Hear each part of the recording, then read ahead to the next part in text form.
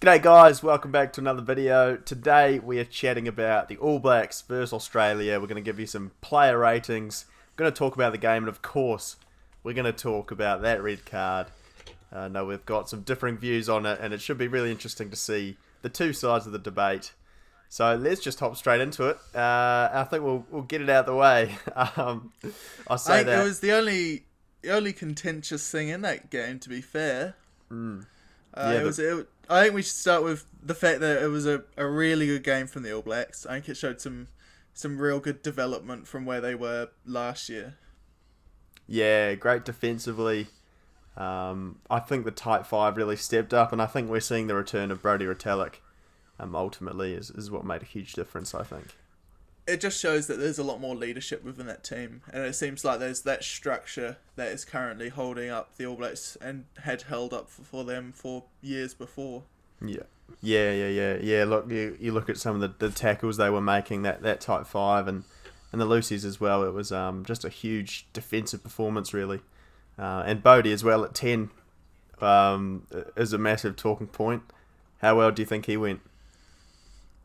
I think he really showed his critics what got him to that role in the first place. His sort of fast ball running, but also these little snippy kicks in behind. So those the grubbers, the little chips that sort of caused Australia a lot of issues in that game. I feel like there's definitely still some room which he isn't quite operating at his best. So we've watched Bodie before. And we've seen what he can do when he's at 100%. But that just comes with time in the All Blacks jersey, obviously, because he's been in Japan. So it's a sort of a different level of play. Yeah. I think we saw maybe not glimpses, but a much more rounded performance than we're used to seeing. In the past few games from Bodie coming off the bench. That kick through he put through to Will Jordan. Just little touches of class. His defence, I really liked his kicking. I think I saw some comments that didn't rate his kicking, but not his goal kicking, but his kicking in the game, I thought was really good. And yeah, look, I'm very happy to see the return of Bodie, whether he's coming off the bench or starting. I think we need another really strong 10 to put pressure on Mo'unga. Had Bone Barrett been at the Blues the entire time, this would have come off a bit biased, but we were massive fans of him when he was at the Hurricanes. Yeah, exactly. Gives a bit more credibility. Yeah. Nice. I think the only people that aren't fans of Bodie are Cantabs, to be honest. Cantabs, yeah. To say. But, yeah. Sweet, so let's get on to that decision. Yeah, the red card. We all know the clip. We've all seen it.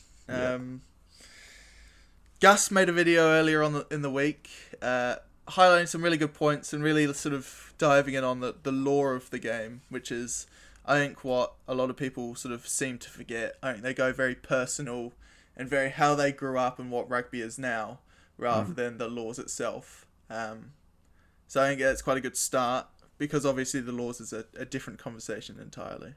It's interesting you touch on that, Ethan, because I've noticed, I've seen it as well.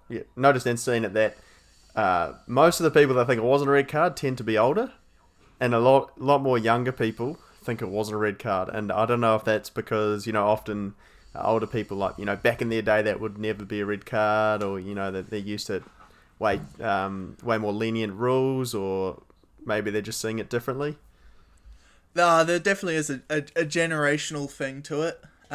We've seen in other aspects of the game where it's the tackles or it's the scrums, where the older generation just has a more loose opinion on it. They sort of go more from what they grew up watching or what they grew up playing in. Yeah. But then this younger generation has definitely got more evolved around the laws of the game, because that's what the game itself has become. We're seeing a lot more input from World Rugby.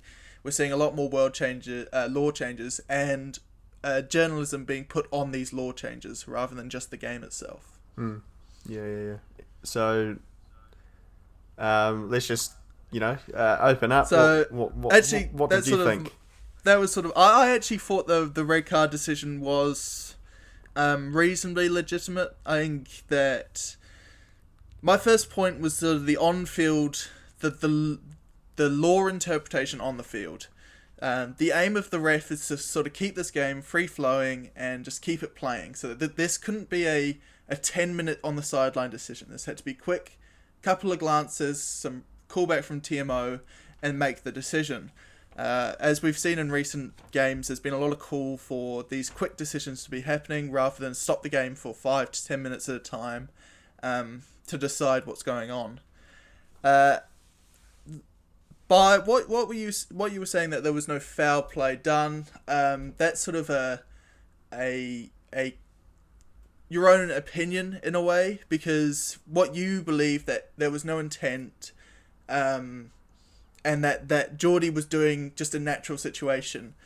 What the ref could have seen and what I saw personally was an accidental foul play. So it didn't happen with any aggression, but it happened in that moment. So it had to be punished somehow. The ref decided red. I was true. And in the laws it said that there has to be clear and obvious mitigating factors to be taken into decision by the on-field ref. Obviously, the intent of a player isn't really clear and obvious. It's very mixed opinion and it's very person to person. So I think from just an on-field law interpretation, I think the ref just did what he felt comfortable doing. And obviously he's going to have backlash for that. But what allowed him to have a bit more freedom was actually something I'm really, really hoping stays in our game, and that's the new red card rule that's being trialled in the championship. I think at the end of the day, he made a decision, and we can't change that as couch watchers. We're not professional referees. He made a decision, but luckily the game wasn't destroyed because of that red card, because World Rugby has put in place 20 minutes out of the game, and then that player's out of the game entirely, with a new player coming in. And I think it just allowed the game to flow more, and definitely from watching it, in my opinion, I felt a good free-flowing game that I could keep up with and just was enjoying every single minute of it. And as we've seen afterwards, no severe action was taken against Jordie Barrett. He wasn't banned for any other games, which shows to us, the viewers, that the World Rugby and the referees associated didn't believe that it was enough damage to consist of more punishment, which we've seen in the past. Ofa Tuingafasi got banned a couple of games last season after a head-eye tackle, which was initially given a red and then given more afterwards. And at the moment, that new red card rule exists for these situations where a player is given off, but the team isn't punished not to ruin the game in the future. And at the end of the day, the laws will develop around these situations and what we can go forward going from here. Yeah, look, some very, very good points there, Beef. And I understand what you're saying for sure. And I totally agree with the red card rule about 20 minutes. I think it's fantastic. And I think me and you have been crying out for it for like how many years? I don't know. Can't remember. Too many years we've been... Ever since the Lions, mate. Ever since the Lions. Yeah, because, I think ever since Sam Warburton got sent off in the 2011 I was about to say World 2011. They just ruin games, don't they, at the end of the day? And, very, very often the team that loses a man will lose the game. And it's a real shame to punish the whole team for sometimes what can be a complete accident, as we saw... last weekend, right? So I've got a few questions for you, though. What is the difference between Jordie Barrett's foot to Corabetti and Brodie Retallick? So they're both accidental, and Brodie Retallick standing on Michael Hooper's face in contact. See, that's the point where I was I came a little undone in my thinking, but I actually thought about this in a different way. Jordie Barrett has made a decision to go up into the air and to go. He's made a decision to put his foot forward. May that be to balance, may it be an attention. That's not our point to play, but he's made that decision. On the other side, Brodie Retallick hasn't made a decision to make any movement with his feet. He's just running forward. Michael Hooper is in the wrong position, so is Corabetti. but Jordie Barrett's made the decision to put his foot forward. Yeah, see, that is just running forward. That's where I sort of see. That's where, oh look, we just disagree. I think I see the act of running forward just as natural as the act of balancing yourself in the air. I personally, and I think a lot of people have commented on my videos and on Reddit saying, you know, it was a meaningful act and he made the conscious choice. But I honestly think if you're put in that situation, it's like riding a bicycle, right? If you start going to one side, you're automatically going to correct yourself to stop yourself falling. It's not a decision you ponder. It's a decision that happens quickly. But I think that's completely real, and like we understand that balancing yourself in the air, you're always going to do. However, if you watch Jordie Barrett's incident compared to a lot of aerial incidents that have happened over the years, a lot of players don't extend their leg afterwards as much, and I feel like that was a decision that Jordie Barrett made. Because I was, just before this, we started recording, I searched up some aerial contacts and aerial competitions in World Rugby. And a lot of players just lift the knee and they hold one knee up and one knee straight to gain that balance. What Jordie Barrett did was he lifted the knee as he naturally would. And I was watching some Jordie Barrett bombs. But then he sort of flicked his leg open. So he opened the sort of knee and allowed his studs to be upright rather than face down, which that could have just been a in the moment thing. He got a little bit. He saw people coming and he did it as instinct, but it didn't help the fact that he almost lifted his studs up when we've seen him just take them studs down. But as you said, that could have just been an instinct thing rather than a decision he made. But that's sort of not where we're allowed to comment, and that's why the ref can't take that into consideration. Yeah, I totally get what you're saying, but I will ask you this. Based on what you're saying, do you think that is then intent? Because you're saying he's made a conscious decision. Is that intent to put the foot up?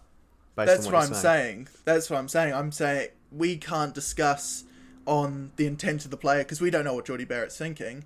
So I think we have, as the ref, for the decision of the card, just has to take a worst case scenario, because if he didn't, who knows what would have happened. The outrage of Jordie not getting a red for that could be just as bad. So I think the ref just made a decision on what he thought was, rather than trying to discuss it with Jordie Barrett, which it never works. Well, what about Jordie Barrett's eye line? The fact that he didn't see someone in front of him. See, he did see him in front of him, because Jordie Barrett, running up before he took the ball, saw Koroibete. He knew Koroibete was going to be there when he came down. He may not have seen him as he was coming down, but before he was jumping, he 100% saw Koroibete running towards him, and he was bracing for a tackle. So I understand that when he's coming down and when the actual foot came up, he didn't know exactly where Koroibete was. But he saw how far, and he could predict that situation. So the line of sight thing I get, but I do not agree with. I think that he knew Koroibete was going to be there. Exactly, I don't think he did. No. Okay. A few more questions, and then we'll end it on a happy note, I think. One more question. Oh, another question for you. In terms of Koroibete and his role in the situation, I was always under the assumption, and based on the laws, that if a player's in the air and it states in the laws you cannot touch them, any contact with them is reckless play and illegal. Regardless that it's with a head, it could have been with his arm. What do you think? How much is he to blame for this? I completely agree with you. I think the fact that Koroibete got hit in the head shouldn't take away from the fact that Koroibete took him out in the air.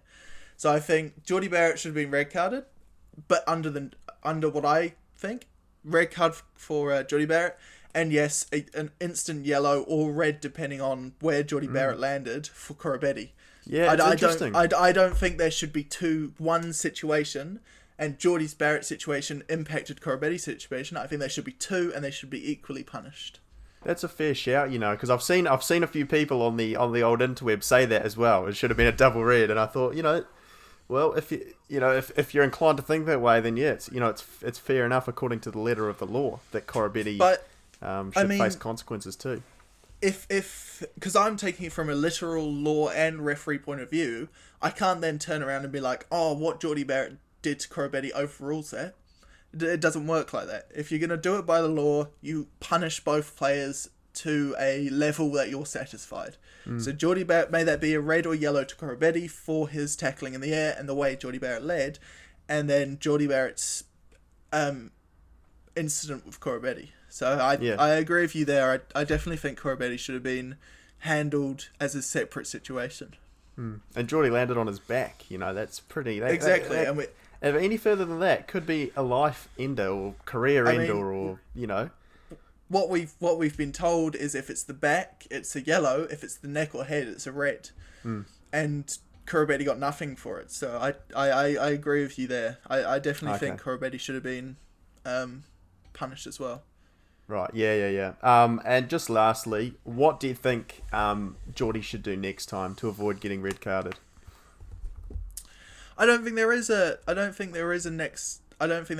he could have done. I think he was sort of victimized in that situation because there was nothing he could have done. I feel if there was intent or not, he was stuck in that position regardless. And I think there should be just a change or a specification done in the laws rather than for players. I think that a law should state that if this was happening again, this is the way you deal with it, rather than the players having to change their way. So do you think the law should change to allow players freedom in the air, or to correct themselves? I'm under the impression that if a player's in the air, he's the one you're gonna have to look after. It doesn't matter if you want to tackle him or if you want to get him as quickly as possible. You need to wait till he touches the ground. So I think there needs to be a greater safety and freedom for the player in the air rather than the receiving player. Yeah, well, I just assumed that was already the case. That's why I've been so vehement in my belief that it's not a red. But... I was having a read of the laws, and it's actually really sort of mismatch a little. So it states that if a player is clearly taken in the air by the player on the ground or by the opposite player, then it's a red card. But nothing says if the player in the air comes down on top of the other player or comes down in almost in the moment. I think certainly it's a case-by-case basis, because I don't know if you remember a Highlanders winger against the Brumbies, I believe, maybe last year, a few years ago, went up in the air. He sees the guy coming towards him. He sticks his boot out, absolutely clobs him in the face, and he's red carded. So I think it's a case-by-case basis, but I think exactly. I think there just needs to be a bit more closure on the player in the air law. Yeah. And I definitely think this incident will sort of make World Rugby think about these things a bit more seriously. Yeah. Which is sort of what we want for the game. We want the laws to continuously be evolving. So I'm pretty happy with that. Yeah. Talking about laws, maybe not reflecting the human scale or sort of the what people do on the field. How about the scrums and the penalties that the All Blacks were conceding? Absolutely ridiculous. The Aussies were going back that fast, and he got them for overextending. Is that a joke? I'm a prop myself, and look, the referees have no idea what's going on in those scrums. We as props, we have a bit of banter, and we know exactly what to do when we're happening in a bad situation. So if I was going backwards, I would have done the exact same thing as the Australian team and caused that to happen to the New Zealand team. And likewise, if I was going forward and I knew Australia were going to do that, I would do something in reaction to make it look like Australia was in the bad. See, props at we only know a couple of things, but we're quite good at manipulating a scrum to our team's favour. But in the end, sometimes it doesn't go that way, and it just ends badly, really. But it's a tough situation because no one's going to know what's going to go in a scrum, because there's just so much that could be the factor but we just don't know. So it's something that probably won't change. I always dread watching the All Blacks against any of the Northern Hemisphere teams because I always know they've got, and they've said it and they've written it down in their plans, the scrum exit penalty, which is just try and, what's it called? Milk. What's it when you twist the scrum around? Twist. When they just start marching one way? Deliberate Yeah, screw. that always scares me because the refs seem to just love giving those. Anyway, see, that's a really fun one to do because essentially one prop could stop going forward, and the other one could still go, and it would look like the other team was going like this way. Yeah. So the Northern Hemisphere teams are really, really good at it. Like you've got to give them a bit of credit because they know how to work a scrum. But it's amazing when you're actually in there that one prop could just stop completely and look like the other team is sort of pushing him back and wheeling it. And you can like manipulate where the other player's head is to make it look, see if he's boring in. But it's honestly fascinating as a prop to watch these sort of Northern Hemisphere and also Southern Hemisphere scrums. Great, yeah. Anyway, should we hop into player ratings and go through? Yes. I think we both give our ratings and then we can either average it or go with one person to talk it out. First on the list, George Barrett. Got George Barrett. I think he just had just a solid game. I don't think he sort of really did anything incredible, but he definitely performed what he was meant to do. I'd give him didn't see much of him, which means he probably had a good game. Yeah, exactly. If you're not seeing a lot of a prop, he's usually having a very good game. Yeah, I think good clean outs and solid defensively. I'll give him a 7. I'd probably give him a 7, yeah. Yeah. Oh wait. I'd be happy with that. No, we did destroy their scrum, but the ref for some reason wasn't having it. So yeah, scrummaging as well was good. So yeah, 7. Cody Taylor obviously went off quite early with HIA. I don't think I saw enough of him to make a call shoot. Just 5 out of 10. Make a great call. Yeah, I'd say 5 out of, just because he unfortunately did come off really early. But he seemed to be having a good game beforehand, but I just didn't see enough of him making an impact. Good shout. Nepo Laulala. See, I think he did have a good scrumming performance, but I've seen a lot better from Nepo Laulala. To be honest, I thought he was really hard done by the ref. I think he was... and I think he did give... I remember him giving away, at least one scrum penalty and another penalty in open play for offside, I think it was. But defensively, he really impressed me.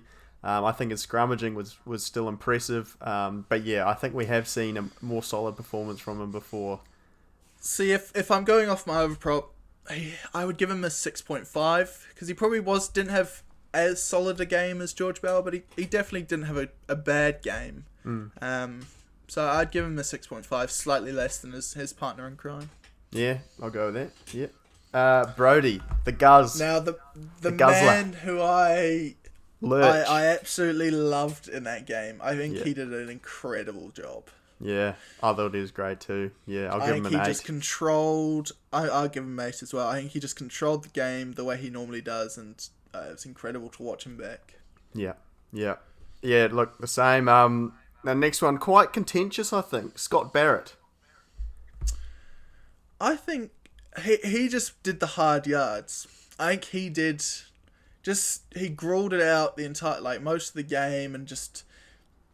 he got top tackler, I'm just looking here. So he clearly just was grinding that entire game. And you just got to... You got to reward that in some way. What are you going to give him? I would give him a 7.5. I think he had a pretty good game. Okay, yeah, because I distinctly remember he got fended off by Karevi, and then Karevi ripped the ball off him again when we're in attacking position. So that was kind of disappointing to see. But I think the tight 5 operated, really well. So he was obviously doing pretty good mahi. So what did you give him? 7.5? I gave him a 7.5. I'll give him a 6.5. Should we meet in the middle and give him a 7? We'll give him a 7. I'm happy to give him a 7. Okay. now, your boy. The man of the hour. Akira Ioane had one of his greatest games in All Blacks jersey. Yeah. He was outstanding. He was fantastic, yeah. Not that I've seen Michael Jones play, but reminded me a bit of him. Maybe spiritually. I don't think we've seen a six performance like that since Jerome Kano. I'm going to say it now. Yeah, it was great. He's such a good game. But we got to remember opposition as well. And look, I really want him to succeed, but I want to see if he can do it over the whole season.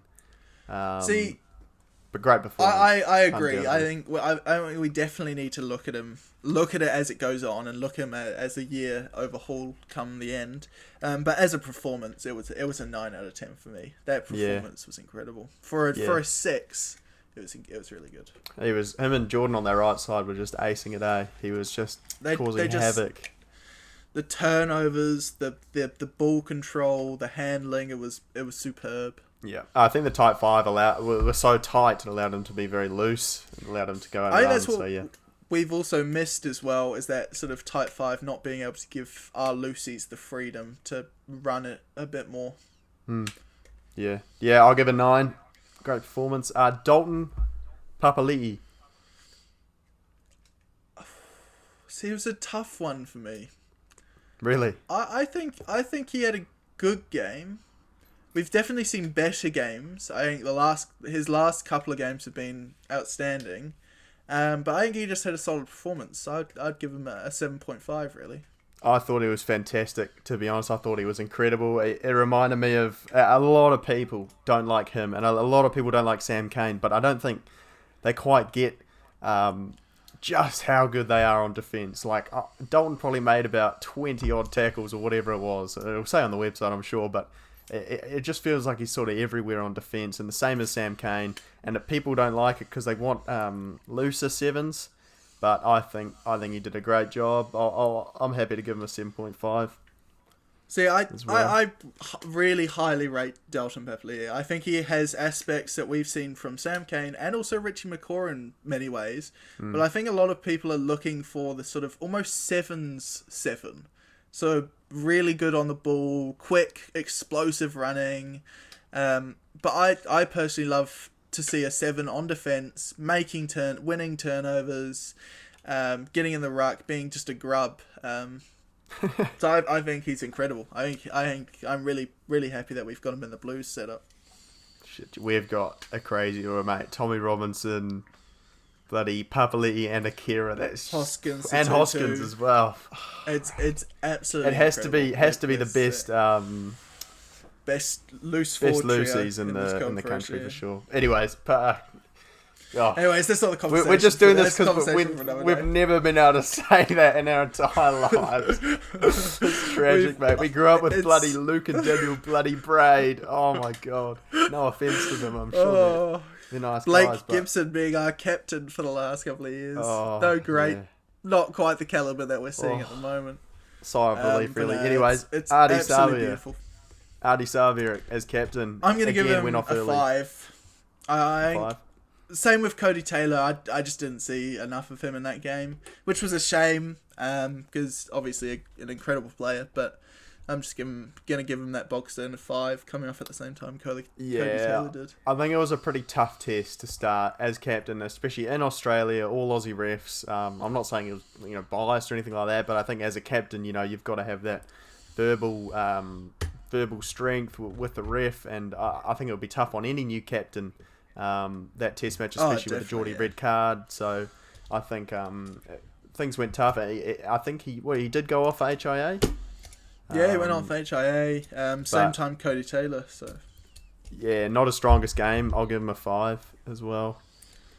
Did you give him a 5? Brad Weber. Yeah, I gave him a 5. Brad Weber. See, this might be the Blues bias kicking in, but I would honestly, 100% serious, I would rather have Finlay Christie as my second or third 9 than Brad Weber. I think Christie is a little freak. He's a little ginger freak.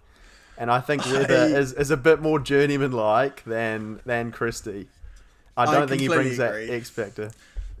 I love Brad Weber's commitment to All Blacks rugby, because this year he signed a new multi-year deal with the All Blacks or New Zealand Rugby, where he could have gone off and made a huge amount of money somewhere else. So you gotta give the man some respect for being true to an All Black jersey. But I agree. I think it's at this point it's Aaron Smith, TJ Perenara, Finlay Christie for me. No disrespect to Weber, because I think he's a great operator, and he's great for the Chiefs. I love him, and I really respect what he's doing and his journey. But he's just not as exciting as some other players that we've seen. Yeah. I think the All Blacks has got to be filled with freaks. You know, the freaks of the freaks. I'd give him. He had a good game. I don't think he had a bad game, so I'd probably give him a 6. His passing was pretty good, eh? I'll give him a 6 as well. Yeah. Righto, Bodie at 10. In his 94th test? 94th test? 4th. Yeah, one of those. It's up there. I'm going to give him an 8. I'm just going to go straight off the bat and just give him an 8. I think there was definitely room to it. We've seen his 10 out of 10 performances. Wasn't one of those. But he definitely had a solid performance in that 10 jersey. So I'll probably give him an 8. I'd say 8 too. I would have given him a 9 if his goal kicking was like any good at all, but it was horrific. Probably some of the worst goal kicking all around from both 10s we've ever seen. That was horrible. Yeah, give him an 8. And also some of his play kicks towards the end of the first half were a bit rusty. Right. But yeah. I wouldn't get him down on that too much. What about Rico at 11? Rico Ioane. I mean, he was a top meter gainer for the All Blacks. So he was doing exactly what an All Black winger needs to do. And he was really good on the midfield as well. Because he's been playing there so much for the Blues and for the All Blacks, he's been put out back on the wing, and he had such a good instinct to cut inside and make those support runs that we would normally see a 13 make. So I think he had a really, really good game. I'm going to give him a 9. You give him an 8? I might actually go up to a 9. I thought it was phenomenal. Yeah. I think he had I think him and his brother had some of the best games we've ever seen them play. Yeah. So I'd be happy to go up to a 9. Yeah. Yeah. Alrighty. Havili at 12. Oh, I love Havili at 12. I think he's a great 12. And I think he just had another great game. I'm going to give him an 8. I'm going to give him an 8.5. I don't think there's much discussion for him. He had solid performance, solid on defense, solid on attack. I really like Havili. Yeah, I think you read my mind there. He was pretty bloody good. It'll be really interesting to see how they go against maybe a tougher team, but against Aussie he's been fantastic, isn't he? Yeah. 13, Anton Leonard-Brown. I mean, he essentially played as a defensive 7 in this game. He just every tackle, every turnover that was in the midfield was from Anton Leonard-Brown. Yeah. And I mean we look at how the defense we put out. He was a big role in that. I'm pretty happy with how our 12 and 13 dynamic is at the moment. Yeah. So I'd probably give him a 7.5. 7.5 for me. He was my tied equal man in the match, so I would give him a 9. I thought he was absolutely brilliant on defense. But that's just me. We don't have to average the scores out. We can just keep our own scores. It's all right. See, I loved it. He had a great game, but I just want more from a 13. I want a sort of a bull running, big crash up, and then be able to do that defensive side as well. So I go for a 7.5 because I'm pretty happy with that from a 13. Fair call. Will Jordan at 14? I mean, he's an out and out 14, isn't he? He's quick. He's got the kicking game, the hands for a 14, and he scores tries. So I'm going to give him an 8. He was just brutal with the pace and brutal with his quick feet. Yeah, look, I think that's fair. I'll give him an 8. Although I will say I don't think I've seen him create a try yet. Maybe one try out of his 11, but I haven't seen him. Julian Savio's first 11 tries, he created most of them through taking guys out. Will Jordan so far has been a finisher. I'd love to see him be really good and be awesome for the ABs, but I'm not quite buying into the hype yet, and I think that's mainly because of Justin Marshall is sort of putting me off him just by sort of hyping him up. But yeah, look, he had a really good game. You can't deny that.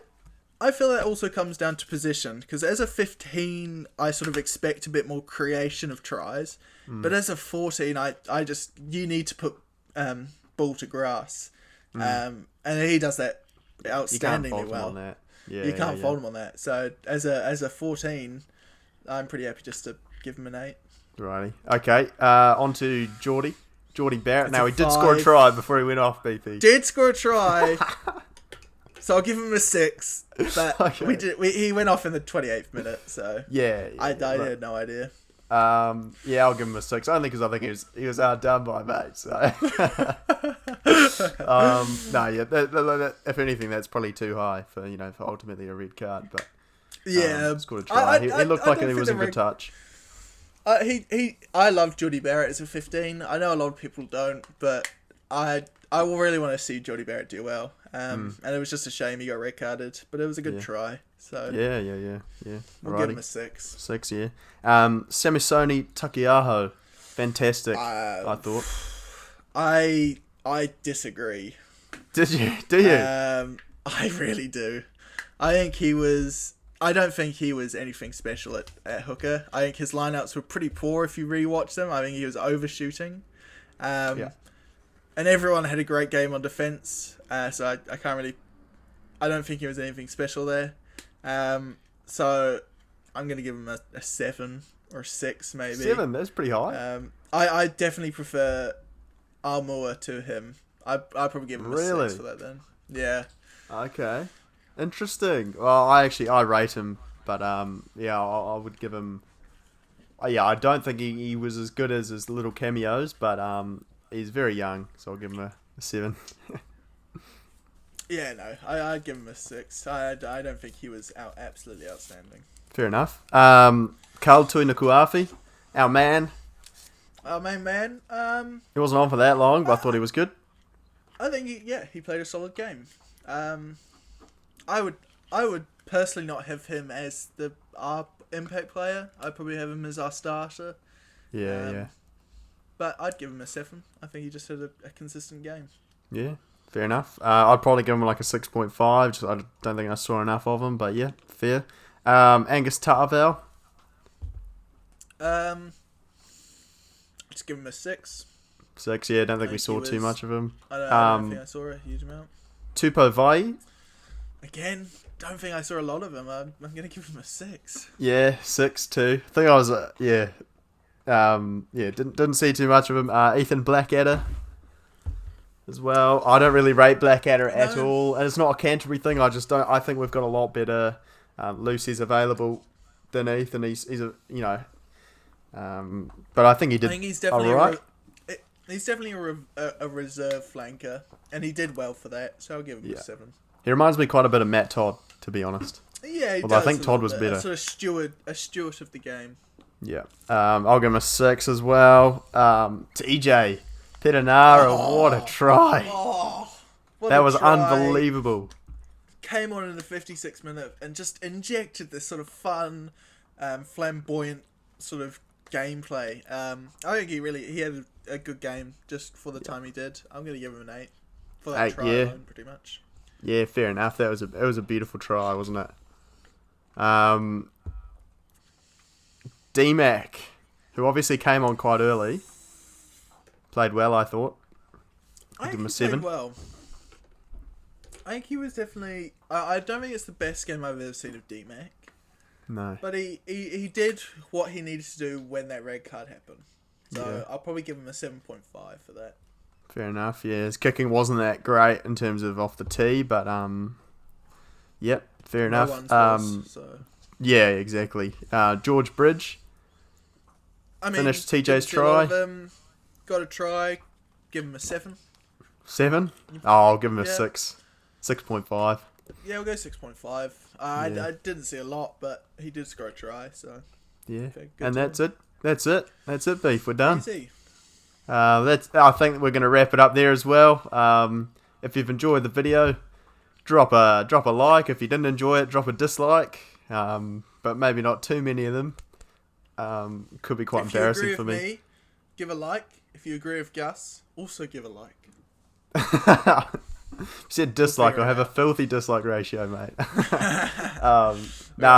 We'll be having a few more of these probably just whenever controversial stuff pops up. Whenever we want to have a yarn about something. I'm not sure Argentina will produce many talking points, but Springboks certainly will. So look forward to that. Yeah, thanks guys.